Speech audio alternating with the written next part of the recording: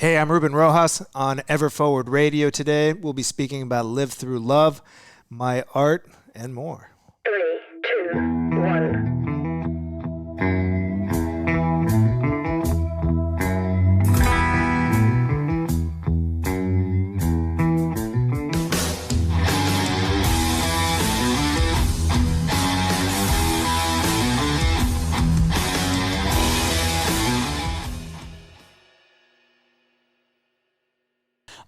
Dude, here we are. We're in, do you have a name for your studio here? I just like the Love HQ. Where are we right now? This is amazing. Yeah, Live Through Love headquarters. I don't know if you, when you came in, if you saw at the top of the mural. building. Yeah. You know, it's like Bank of America. This one says Live Through Love. How did you wind up here? Doing this is your day in, day out passion, your job, everything. How did you end up here today doing this? Well, do we want the marathon story version of this or the Cliff Notes? Let's go high level. Okay. Give us some basics and just, boom, boom, boom. Now here we are, and then we'll dissect. So art's always been a part of my life. Ever since I was a little kid. I remember painting and drawing and doodling. During school, I would take my notes, and all around my notes, there was drawing, and drawing.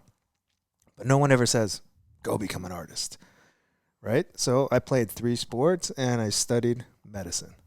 Sports medicine, to be exact. I wanted to be an orthopedic surgeon. So I was taking anatomy and physiology and chemistry and all that kind of stuff while I was playing sports. And then through college, I was a personal trainer. But a friend told me, hey, come try out real estate. And I said, sure, let's do it. My first month in real estate, I made just under $18K. Wow, damn.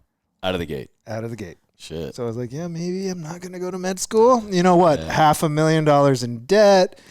Bald, maybe fat, who knows, with all the stress and all the schooling. So I went down that path. And this was early on in, 03, 04, 05, 06, 2008 hits. And guess what? You lose everything. But in the meantime, I was making more and more and more and more money. And at that time, what I really thought was how we valued success is what we had and what we showed off. Right? And being Colombian, we're already a little ostentatious as is. You're Colombian? So, yeah. Colombia's got my heart, man. Cartagena. Ooh, beautiful place. Love it. That's a whole nother podcast episode. All right. But, so, I had the Escalade. I had the 26-inch rims. I had boats. I had houses. You name it. But then when you lose everything, then it's still you and you. And you're like, wait a minute.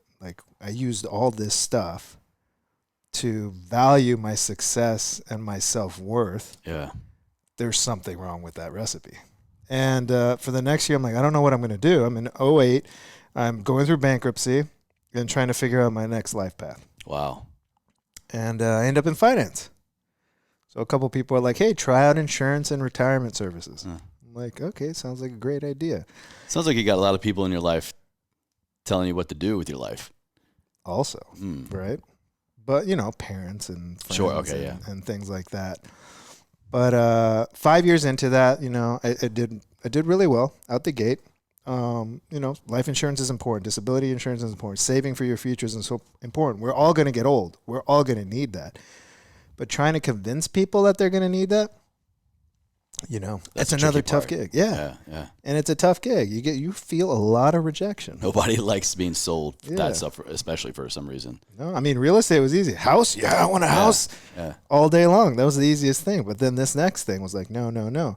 But so 5 years into this, I'm doing well. Leaders Conference, Lives Clubs, all these things. But I'm sitting there looking at my life and looking at the clientele that I've been dealing with. And I'm like, they don't look happy. I'm not happy. And I started questioning, am I depressed? Why don't I want to get out of bed? Why don't I want to run to work and love what I'm doing? It's really strong questions. And I'm like, what is happening? So, kind of right place, right time. A buddy of mine asked me, hey, checking out this leadership course, want to grab some coffee and I'll tell you about it. I'm like, yeah, sure, let's do it. Again, I was questioning all these things. I was asking all these questions. So I said, yeah, let's go for it. And I went through that whole process. In the middle of that, I met my buddy, Evan Meyer, who's my business partner with Beautify Earth. And he saw me sketching on a piece of paper. That became the first mural. Oh, no way. So he was like, we got to get that on a wall. I'm like, what does that mean? like a mural? He's like, yeah, I'll get the wall. We'll tell everyone this is going to be our Wow. community service project, and you design it, and then we'll just put it out there. And that was the first mural. That's the first mural that started everything. And on the left, it says, who will you be? And on the right, it's a bunch of ways of being: worthy, responsible, gratitude, grateful, joy, amor, love. And I used a couple different Spanish words and stuff in there. And from then, I started painting more and more and more murals. And they were all in the same vein of anything can happen, anything can be. You are beautiful. Be humble. Do what you love. Different messages, gratitude, affirmations, and things like that. Few years into that, we're looking at this now, and I'm like, that's live through love. It's like we either operate out of love or we operate out of fear. And then that's it. That became the motto. That became the tagline, living through love. So live through love. It's an active state. It's not like foo-foo. It's not. Yeah. It's literally, it's hard work. It's not. I love your expression that it's an action state. It's a state of being. And that, for me, is how you define love. It's not just a thing you accomplish or a thing that you receive or give. It's a constant state of being. It's a constant process. I love how you have that, like in the lifeblood of that. Exactly. And through my work, this stuff just started coming out. Everything you see, it's what was inside of me. It wasn't like it was I don't know, there's no strategy to it. It just came out. It's what I had to do, and I had something in me driving me. And also the way people interacted with it, the way they would go out and stand in front of a mural and open up and get vulnerable and share about how they've been raped or how they're battling alcoholism or depression or cancer. In the presence of your work. Correct. And they would post that on Instagram, then they would tag me, and I'm like, wow. This is way bigger than me. So this isn't just me doing this for me. I believe all I do is share this work because we're all mirrors of each other, right? Yeah. If I'm feeling a certain way or need a certain message, that may apply to you, you, in a different context, but the message is still something that triggers something. So, for example, in San Antonio, I painted a mural that says, "You belong here." Where in I was in the Army for a while. My last studio station was San Antonio. It's this abandoned place that they call Essex Modern City now. I couldn't tell you exactly where it was, but... All right. I used to live over by SeaWorld. It's right by the train tracks. Like, the train constantly goes by it. Okay. It's just an abandoned place, but they rejuvenated with a ton of art. Wow, amazing. Like these developers are flying in artists to paint little sections of it. It's a really cool spot. But I painted "You Belong Here," and I painted it telling myself I belong here as an artist. So that was my message for me. For you. Exactly.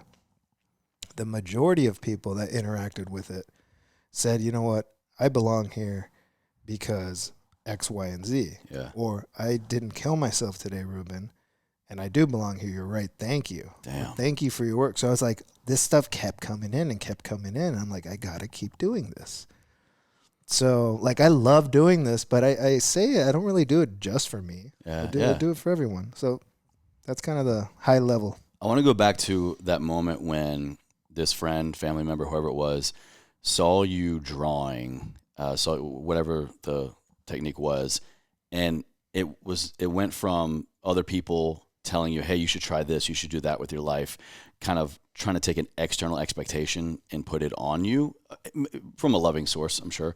But I heard for the first time you had someone who saw what you were already doing and who you already were and saying, hey, let's take that and make it bigger. How did that fall on you? How did you receive it like that at the time? Like, how did you go from, hey, kind of like what you're doing is valid, it's worthy and needs to be shared? I actually didn't take it that way. It's a great question. I like how you put it that way, and just how you're dissecting that. It was more, this is something really cool. He had a passion to brighten up streets with Beautify Lincoln at the time. He's like, this could be a cool mural. Let's put this all together. Not knowing if I'm an artist or not an artist. So it's like, we didn't know each other yet. Oh, no We way. met in this workshop. Amazing. So we've known each other for like 3 months. Wow. So Such a short period of time, and could already see something so innate in you. So that was really cool. I always give him all the credit in the world. I always tell him, you started this career. You put me down this path. And I was in a suit and tie during the day. I would change, put on paint clothes, and paint that mural at night. Wow. Because I was still doing finance full time. That's what paid the bills. This didn't. I didn't even know what this was yet. What are your thoughts then on, it sounded like you were in a different environment. And for me, environment has always been a huge catalyst, whether it starts uncomfortable and you have to grow out of it of your own kind of choice and bootstraps, or you're in an environment that kind of fosters what you're after. Case in point, a lot of people come out to LA. A lot of people come to California because it's where, right, all your hopes and dreams are going to come true. And to a certain point, like, I agree with that.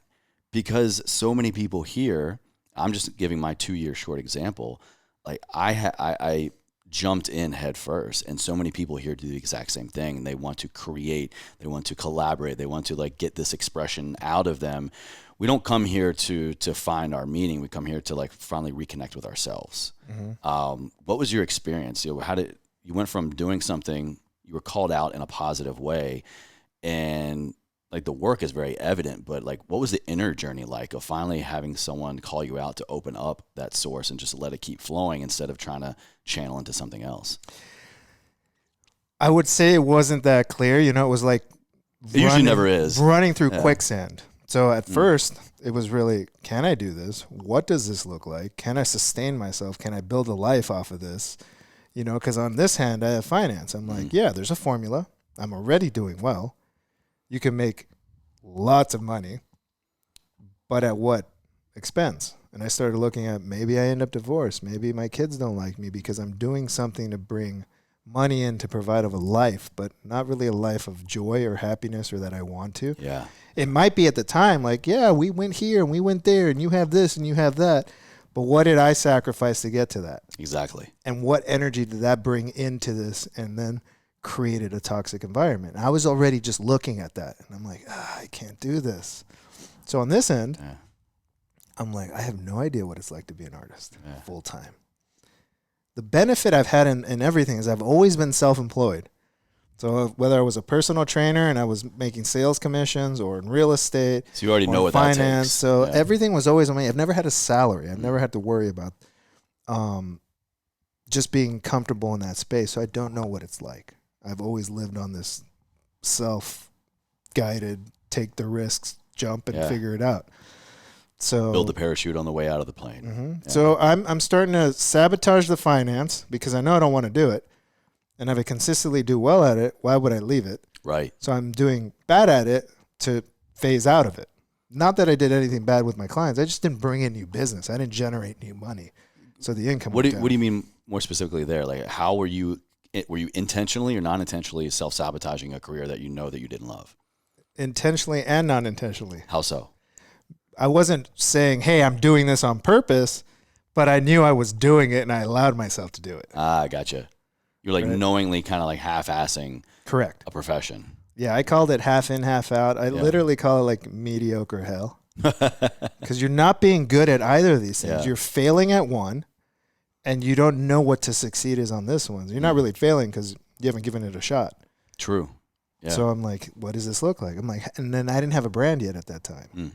So I was taking on mural gigs and mural projects to prove that I can make money, whether it was painting my art or not. Or just, hey, paint this for us and figure it out. And I knew, okay, well, I can make money doing this. And it's not my art specifically. But in the meantime, that can help me create a business that sustains something while I continue to build what I want to get out in the world. You were kind of, in a way, beginning to do what you wanted to do. But even that, like, it was like a side hustle. Most people do the side hustle while they're doing their full-time thing. And then once that grows to a point, but you were, if I'm understanding correctly, you were kind of like going more in on yourself, but not fully allowing the you part of it to flourish. Until that day I said, I'm not going to the office anymore. And that was it. What was that day like? I had a funny thing to pop up. It's so funny you said that a couple days ago, on like a time hop app on my phone, it was my 3-year reminder of like, this is my last day in the office. And almost 3 years to the day. How's that feel? It's I haven't actually thought. I just saw it. I haven't actually thought about it. It's pretty wild. I'll never forget that day. So I don't know the exact day because I started weaning off of it, and then I just stopped going. What was that? What was that like for you? That process, that timeline? Oh, it was liberating. That's the best word to use. It was. It was like this whole weight went off of my shoulders. because I was worrying about something for no reason because I don't know what I'm worrying about. Yeah. And then I'm holding on to something as an anchor that's keeping me from greatness, from opportunity, from believing in yourself. So it was like a double-edged sword. And if I would have failed at that, I could have always gone back to this. Right. We always have that safety net. So Yeah. it was never the plan, but Yeah. Did you then go all in like that? Did you have a safety net, or were you more of the like burn the boats mentality once you kind of got a little bit of taste of that and some traction really in your work and income? no, I kind of just went all, because this again they're both dictated by my actions. Mm. So wherever my actions were, that's where the money would come in Gotcha. from, or sustenance, Mhm. right? So if I wasn't doing it, it just wasn't coming in. So then how did you know that love was going to be your brand? How did you gravitate towards it, or was it just kind of the thing that just kept coming out of you? It just kept coming out. Like this actually over there in the corner is the one that I spray painted that I vectorized to make it the official one. Oh shit. So I could show you that later. But it just kept coming. The brand's Ruben, right? And the slogan's live through love like Nike, just do it. Mm-hmm. But this is the swoosh, let's call it, okay. to compare it. Everyone knows Nike, so that's an easy way to compare it, especially sure. when I want to aspire to be as big as Nike one day. Bigger.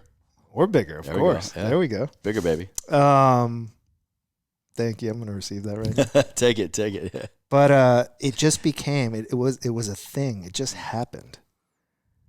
And I think it's just, if you consistently move forward and believe in yourself and believe in what you're doing and listen to what people are telling you. And I don't sit back a lot and actually take my acknowledgments as I should. But I do look back and I start looking, okay, this. Or my finance clients, what were they all telling me? They're like, we'll be fine. Go do that. Yeah. We'll be fine, because I'm very loyal. One of my hardest things was letting them go, because I'm like, no, you're my clients. I got to take care of you to do this. But when they started telling me, go do that. Did you have an experience with any of your clients when you told them you were leaving? Or me, I had so many people tell me, oh, yeah, like, what took you so long? I had a lot of those. Like, like I knew this was coming. Yeah. Finally. Yeah. Thank you. Yeah. Can you talk about that? That's one of the biggest moments I think we can have in stepping into our greatness and stepping into our true calling, is because we think that we know this is what we want to do. We feel that pulling, that calling, or even just extreme curiosity. And it takes a while for us to give our own self the seal of approval. But when we can get it from somebody else, especially like a former client or somebody so close to us that we respect, it's just like, it's just what we needed to just finally get the ball validation rolling. you need, right? Like what I said earlier, I was validating myself by the car that I had or the things that I wore, the watch. But now validation comes from, this is all acts of service, right? When you're in service, the return is the validation and the acknowledgement that all, So I think. What's been some of the most wild feedback you've gotten? I mean, you were talking about some stories of people sharing, I'm grateful that I'm here today because I didn't take my life. I mean, there's so many ways to get feedback from stuff like this, but I'm sure you've gotten something that's just stood out the most. Or is there like a recurring theme? Like, is there a recurring theme of how your art is being received and you can kind of put a name or a finger on it? Well, the recurring theme now is that I've been able to put that slogan. So people are like, I live through love, right? Before it's like a specific piece of art and how they would engage, but now they're like, they put this on, they tag me, I'm living through love, moving forward. I'm like, that to me is like everything. Like, I love it. It doesn't get old, and it's growing and it's snowballing. And that's a way, like, imagine 1 million people wearing this on their chest. Non-COVID times. We walk by 40 people a day on average, let's say. Yeah. That's 40 million eyeballs looking at love. Yeah. That can make a change. That can shift, right? Typically what we're seeing is all these billboards telling us we're not enough. Go freeze the fad. Get out of your tickets and all these different things. Or movies. Go escape life. Yeah. But like, start seeing this and more of this and murals everywhere, and it starts recognizing something and shifting. So that's the biggest takeaway that people are like, look, I'm living through love. Like, I'm Yeah. shifting out of fear. 2020 was a year of fear. And to be able to go out there and paint, you can't quarantine love. Yeah. When quarantine was such a buzzword, like stay in, stay home, stay away, or die. Mm. But they're like, no, we could still love and we could still be here and we could still do our things. How can we still love when the world in our homes and outside of our homes, literally this year, the entire world is so wrapped up in fear? How did you stay married to love? How do you stay true to love? How did you still feel it, express it, share it? You know, all the above. 2 words, personal responsibility. If we take responsibility for our actions, no one could let us down. We could only let ourselves down. Mm-hmm. So I'm just constantly looking at it. And that doesn't mean I don't wig out or freak out or go through all the whole gamut of emotions and get angry. No, it's just, what would living through love be? Okay, let me find a solution for this instead of a problem, right? The world shuts down. Yeah, what's been an example for you this year? I had a couple speaking gigs. I had a couple conferences I was doing art for and the whole design for a lot of people. This would have been thousands of people putting their hands on my work. Contract signed, sealed, wires coming over, world shut down, wires never showed up, Damn. Projects disappeared. And I'm like, okay, I get it. This is happening to everybody. This isn't poor Ruben, like all of a sudden I don't have income. Right. It was just, okay, what can I do? What can I shift into? So that was one thing. It was a lot of money. Oh, no And doubt. a lot of stuff coming up. So I had already launched just T-shirts. I'm like, okay, we have to wear masks. How do I do this? I didn't go to fashion school. I don't know any of this. I So saw that love mask yeah, over there. Yeah. yeah, that's the 3.0 version. The first version, let me tell you the first version. So I'm like, okay, the world's closed. How do I find someone to make me some masks? So I knew a guy that had a printer that could print on T-shirts.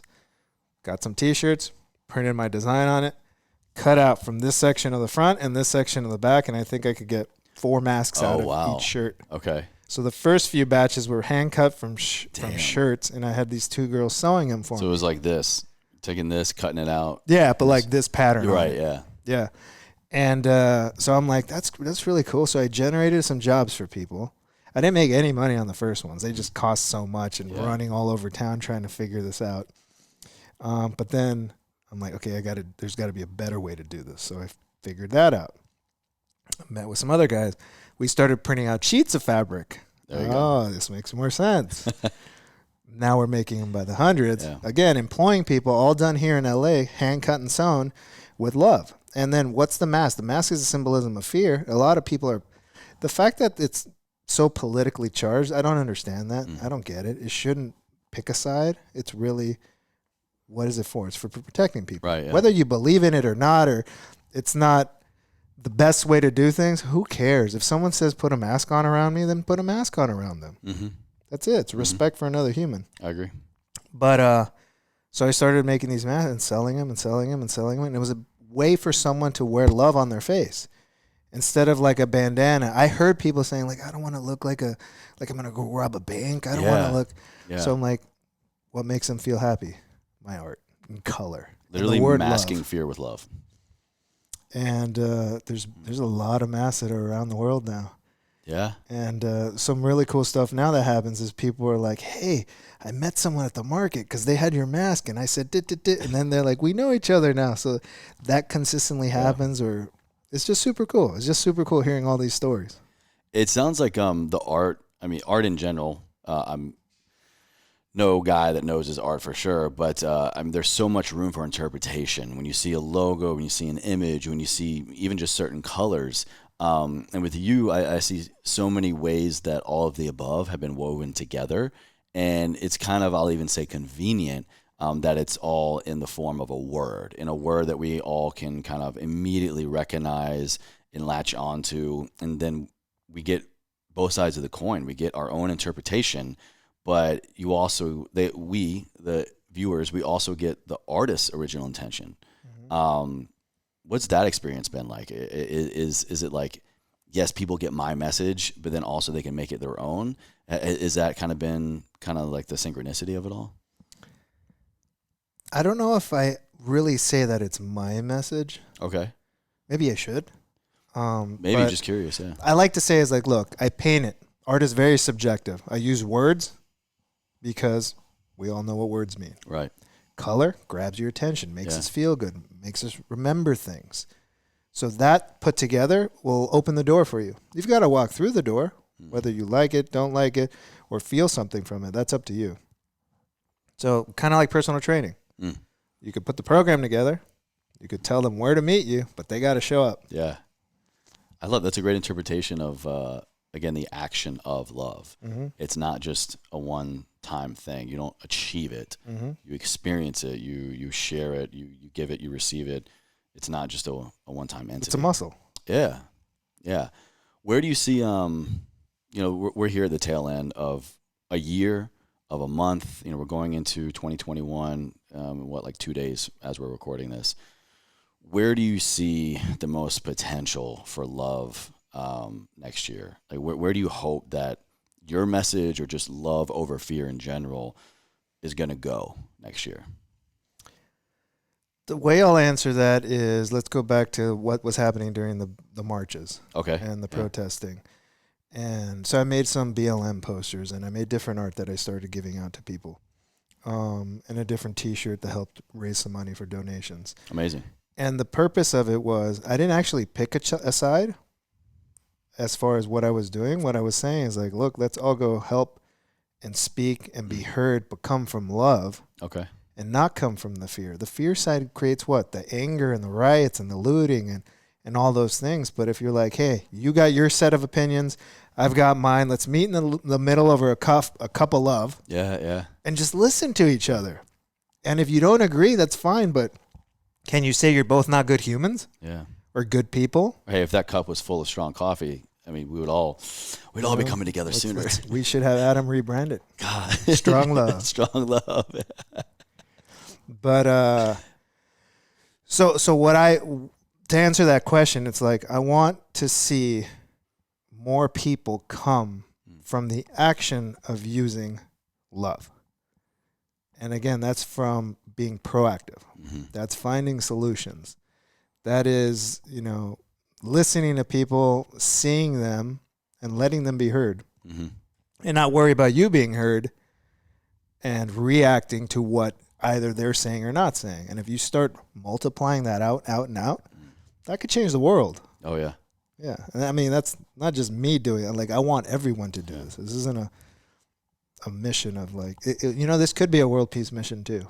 Hey, it's just another way of I'm here framing for it, man. We'll timestamp this as the moment that was declared. Imagine. For sure. What is love not? No one's ever asked me that. Because your whole mission, your whole artwork, I mean, what it's doing is great. And we all can, like I said, have your interpretation, my interpretation. But at its core, I mean, love, like there's no kind of denying what it is and the sensation and the feeling. What is the opposite of love? Like, what is it not? Well, we could look at using, love and fear. Sure. But there's a lot of good in fear too. We still need to fear, right? A mother for their child in danger. Yeah. That's fear from love. So it's an okay space. But the first thing that came to mind is judgment. Okay. Right? We're so quick Also, to judge. Love is not judging, right? Mm. If someone doesn't align with who you are, you don't care for them, whatever the reason is, you can still say, okay, cool, I'll just move on my way. But if you judge them, then you're not coming from love. You could not understand. Mm-hmm. That's powerful. Hey, I don't understand that. I don't get it. And also not fear it. You can not understand something and also not need to fear it. Correct. But once you put judgment on it and you put a thought process, try to define it, now you're operating back into fear again. So, yeah, judgment was the biggest thing, biggest word that came to mind when you asked that. You're about to have your first child, correct? Yep. I don't have kids yet. My wife and I, it's in the near future. And that's really my whole mission is I want to be and express and share and show them non-biased love. And I would wholeheartedly agree with your definition of the opposite is judgment. So we can just act not out of judgment, then we show love. How are you planning? How do you want to kind of show love for this new addition to your family, like in the next generation of love? So that's something my wife and I talk about a lot. We're like, what we haven't caught ourselves saying is what people say all the time. I'm not going to raise them like my parents. I'm not going to be them. Or I'm not. The more you say you're not something, then you kind of become something because you're kind of putting it there. So, because it's clearly that important to you, right? It's always going to be at the forefront. But it's, it's self-work. It's going to come on us and it'll just transfer. It's not about the child. If we put all our focus there, then it becomes, I heard this person speak, and the one thing she was saying is like, stop using your kid as a trophy to validate your life or lack of your life. And I'm like, whoa, that kind of hit so hard because everyone's always, look what my kid did. My kid's got straight A's. It's the star quarterback. It's this. And you put all that pressure on your kid, and you don't realize what they're starting to feel and expect, and that's something you're putting on them or putting that pressure. So I think it's really going to be us continuing to work on ourselves, be better communicators as a couple, and try to make sure we're not doing things that'll eventually trigger bad habits as best as we can. We're all human, but, never belittle each other so that our kid sees that as, oh, that's normal. That's how mom and dad talk. That's how I will talk. So that's how we're trying to be proactive about things and really going to be communication. I feel that. Absolutely. Yeah. It's also good confirmation of even before we're not even pregnant. It's just like, I think I'm on the right path. All right. For sure. I want to shift gears a little bit to something we were talking about before we started recording, that regardless if the person listening, watching, is an artist, is an entrepreneur, is a personal trainer, is a doctor, whatever, once you kind of step into that realm of creation and then creating a business around it, we can view a lot of other people as competition. We can maybe even see other people blatantly stealing, taking our ideas, whether they're blatant copycatters or it's just, too many similarities for comfort kind of thing. And you're kind of sharing that you deal with that. Some people flat out like knockoff stuff. How, when you see that, how do you still act out of love for those people that are seemingly trying to take your work for their own? Broadly over time, I've started to see this in many different things that I've done, right? There's 8 billion people on this planet. For you to think that just you is the only one that's going to provide this one service to all of them, that's kind of a big ego-y way to come from. So true. That's one way I start looking at things. I'm like, well, I'm not going to get to everybody. And if I inspired this person to do something to continue my message, cool, have at it. Like an extension of the mission almost. Correct. So that's a way to think about it. Or like I was telling you, I had someone duplicate shirts online at a different website. To me, I was like, dude, I made it. I'm like Louis Vuitton. Yes. Yeah. So I could have easily been pissed off and thought like, oh, you're taking money from it. But I didn't even think of it that way. Yeah. To me, it's showing the brand's growing and it's getting bigger and it's stronger and it's worthy of being copied. So I thought of it that way. So, and that's coming from love. Yeah. Coming from fears, go sue everyone, go figure all these things out. But then if I was doing that, and at some point that's going to come in, it's just part of the nature of the beast. But it's not coming from that always or all the time, because then that's just operating out of fear, and that's against the whole mission. I agree. And how can I word this? I'm curious if you agree here. If that is our go-to, if we see a copycat or we feel threatened in some kind of way of our works, and we choose to, and it is a choice, to go that route of I'm going to get this guy, that girl's going to pay, I'm going to sue, or even to the point of they win and you're like, fuck it, I give up, like what's the point? My idea is not original. I would dare say that you don't even, that means you don't have your commitment, your passion not fully solidified. Because I hear that in you. You said that look at what they're doing. It's an extension of, they're continuing the mission. It's almost just like, oh, cool, great. It's like an employee I didn't have to train kind of thing. Mm-hmm. Was it that easy for you? Did you know kind of more right away that like I'm so solidified in what I'm doing and why I'm doing it that cannot take that away from me? Would you agree? Yes. Yeah. I would agree. And And then also, because how would you get somebody to that point if their first go-to is fear, suing, all that other stuff? How can you get them back to their mission? asking questions. So there's a couple ways to answer this. One, I've had people email me, artists email me, and they'll write beautiful long emails with all this stuff. I'm like, that was beautiful, and they end it with, so what do you think? Should I be a muralist? I'm like, why did you share all that and then end it with that question? Yeah. And that right there to me says, no, you shouldn't be. Like, They're questioning themselves. and you just shared all this. Like, so it's not easy. You've got to learn. You've got to learn over time, but shift, create something else. Everything. I'm always thinking about, what do I make next? What do I make next? What do I make next? Sometimes I move on so quick that I'm like, whoa, wait, I moved. I should go back to finish that. Yeah. So I was like, how can I evolve? So if you're still true to your mission, and you've seen this, there's people that have been ripped off for all kinds of things, huge things, and they find something else, and they find something else, because they're still determined to create whatever it is that they're getting to.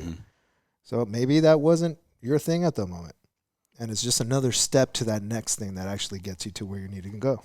I love that part. Absolutely. And that's one of the tougher, more bitter pills to swallow, because especially when let's say you are leaving a job and you step off, maybe you're pouring your heart and your soul into something. And we often think, and I've definitely been there many times, like, no, this was supposed to work.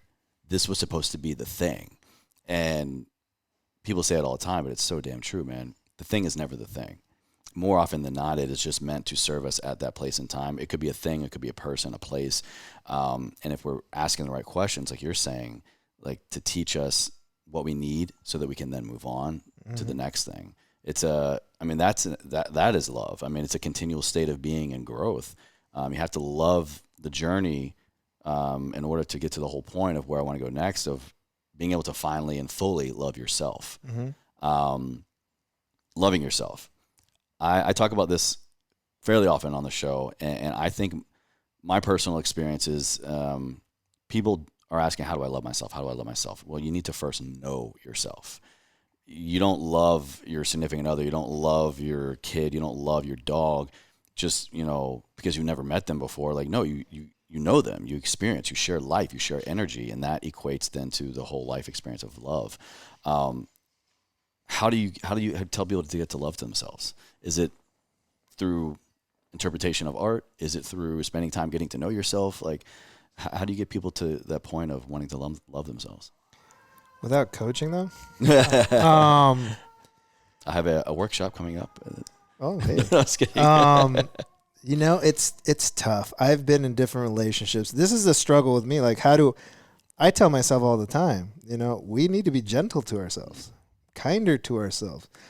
If the world's already mean enough, like, why are we being mean to each other? So just realizing, like, how am I talking to myself and getting to know that part of you, like, it's pretty body dysmorphia. You know what that is? Yeah. Like, a lot of us suffer from it. I'm like, if I don't have this or this or this, like, I'm fat or I'm this, like, it's something that my wife and I joke about. My brother, like, yeah, we're just suffering from body dysmorphia. Like, what's wrong with you? Because to me, I'd be like, okay, I'm fat. And then someone looks at me and like, are you crazy? Yeah. I'm like, I'm just talking about me and my relative to me. I'm not talking about me compared to anybody else. So just realizing how you speak to yourself, I think has been the biggest part. Like, saying, I suck. Why me? You break up in a relationship. What did I do? Why did this happen to me? I'm just recalling my own conversations here. Yeah. And then you start realizing it, like, not all of it is you. Right. Thank you. It's not, it could be them. And it's not you, it's me. Maybe they genuinely mean that. I don't think it's just a write-off all the time or a cop-out, but right place, right time, right? The first person you fell in love with, you thought that was everything. Oh, yeah. High school. And then it wasn't, right? Every girlfriend I've ever had has led me to my wife. And if I said, I regret that one or that, I can't. I don't look at anything as a regret.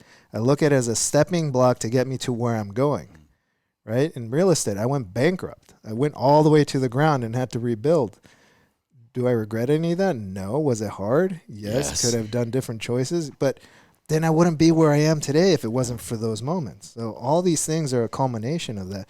So if we start being kinder to ourselves and speaking to ourselves and looking at that as, okay, that was a lesson. What did I learn from that lesson? That was a failure, but the sum of our failures equals our success. Are you in any bottoms right now that you can see that you're, looking forward to that next step in rebuilding? No. No? No. That, of course, you want to talk about here. I put you on the spot. But, I agree wholeheartedly. And oftentimes, I'll speak personally, I don't really fully realize that I was at a rock bottom until one day you're doing something in a different way that you're just like, oh, this is so much better. It's so much more fulfilling. Wow, the way I was going about it, I hate to say was wrong because, like, to your point, it led me to where I am now. But I just have a better understanding, a better awareness of it. You feel like where you are in your life and in your works, like you're on your path right now. Is there anywhere, I'll say, room for improvement?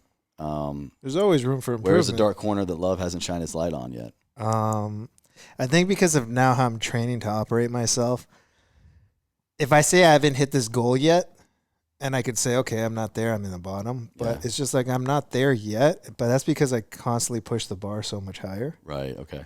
But I think my bottom was so low that it's going to be really hard to get to I that. knocked out the bottom, we're good. To that space, unless, who knows, like, you never know, Yeah. You may lose someone, like, death can be an issue, relationships, situations, who knows what's next and what's coming. Well, what's next for you, man? You've got a great new way to kind of get this love and journey to self-love out to the world. We got our book, our prop right here, man, for everybody watching the video. You've got these incredible prompts and cues and pulling from your work and your mantras, but then you also make space for people to tap into that. Mm-hmm. So it's one of my favorite phrases is knowing without doing is the same thing as not knowing. So we're able to kind of help people know, maybe visit some truths they already know, but they're just ignoring, but then immediately apply. What was the inspiration behind this? Was it just kind of the culmination of your work and obvious next step? Or Yeah, so, this was just poetry I've been writing. I would take my phone, go in the notes, and start writing things. Or I'd listen to a nice beat on the radio, and I'd start freestyling.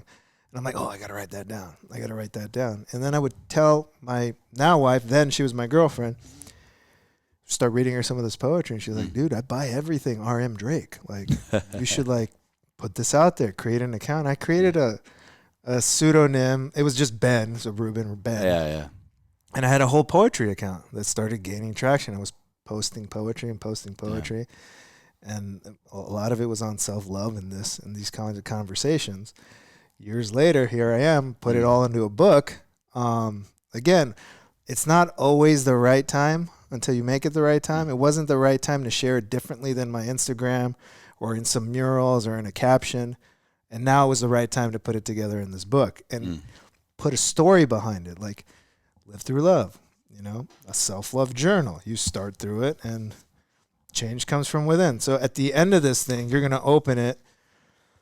And the last page says, remember when I said, when you love you, that's when? Now it all makes sense. You just took yourself on a journey falling in love with yourself. So all this is just poetry about things about yourself. Seek truth. No need to wander. It lies still inside your heart. So the truth's always inside you. It's always in your heart. And there's simple ones, just like you're worthy or you're complete.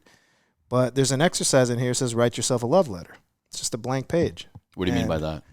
No grammar, no punctuation, no nothing. It could be I love you, I love you, I love you. But it's like, I love you, this is why, this is all the things I love about you. However, it doesn't matter. Just write yourself a love letter. I like that. And there's a few excerpts in here about that. And then that's really what it is. Also, though, it came out so nice. Like, it's beautiful. It's soft touch. It really is, man. Like, you might want to get two, one to write in, one not to write in. One just to display. Yeah. I'm sure you're an artist. It has to be a piece of art in and of itself. That's amazing, man. Live Through Love. It really reminds me of my whole mantra as well. Ever Forward is something that I had to live through. It was a mantra by my late father, passed away almost 16 years ago now. And he had this phrase, this way of being that I now interpret as the ultimate form of love, and how I show it and how I feel it and how I work it. It was through it. Like that's such a great way of saying, really kind of prompting people for love. You have to go through it, and you will live through it. And for me, I have to live through this to find love. I have to keep moving forward, constantly, ever forward. And it takes a lot of different interpretations, and it takes a lot of awareness into our lives of fitness, nutrition, mindset, relationships. But ultimately, it comes back to ourselves, and how are we going to learn to love ourselves? How are we going to put ourselves on the journey to learn how to do all that, so that we can then go out and do that in the world, man. I'm curious, your interpretation. How would you say that you live a life ever forward? I mean, I could just echo what you just said. No, I actually knew that was the name, knew you used it, but the way you explained it was like, yeah, ever forward, always moving forward. You could fall on your face, but you get up and move forward. As long as you get back up again, right? As long as you continue your forward traction. Let me reinterpret the question, actually, unique for you. Like, how can we live a life ever forward and love at the same time? Because it's not going to be easy. No. It's not going to be pretty. There will be moments, but how can we have love through a life ever forward? I have to go back to personal responsibility. Because if you take responsibility for your actions, your come from, how you're moving through the world, then no one else can really disappoint you or let you down. So how do I live moving forward and live through love that capacities? I just take responsibility for my actions. Okay, what did I do to create this outcome? Instead of saying, why are you doing that? Or looking at it that way. It's like, well, what did I do here? How did you not understand me? What can I do to better explain this for you to understand? Like, right, yeah. That coming from that space is how you got to move forward. That's a really difficult one, a really difficult way to... Oh, it's not the first thing you want to think about. That's so true, though. We often want to, point the finger, or even... That's one of the most critical ways I think I've grown over the last couple of years, is no matter what, no matter if I think like I killed it, whatever it was, or if I'm feeling some kind of way, or a business deal or a relationship or whatever, is no matter what, is how did I show up my best and where did I not? And then it's kind of reverse engineering, well, why? And then ultimately, no matter what, if it is a home run or a lot of room for growth, it all comes back to us. Yeah, so instead of saying, why don't you understand, is how can I better help you understand? It's all in our questions. Absolutely, man. Dude, Ruben, it's been so great having you on the show, man. Thank you so much for opening up your studio here with us. Definitely, we're going to go check out a couple other things, and just want to really like pour the experience for the viewer here, and myself as well. It's just the word alone. I mean, the art is amazing, but just that word alone, I love it how you just immediately see it, and it's a change state. It's a 4-letter word. Yeah, man.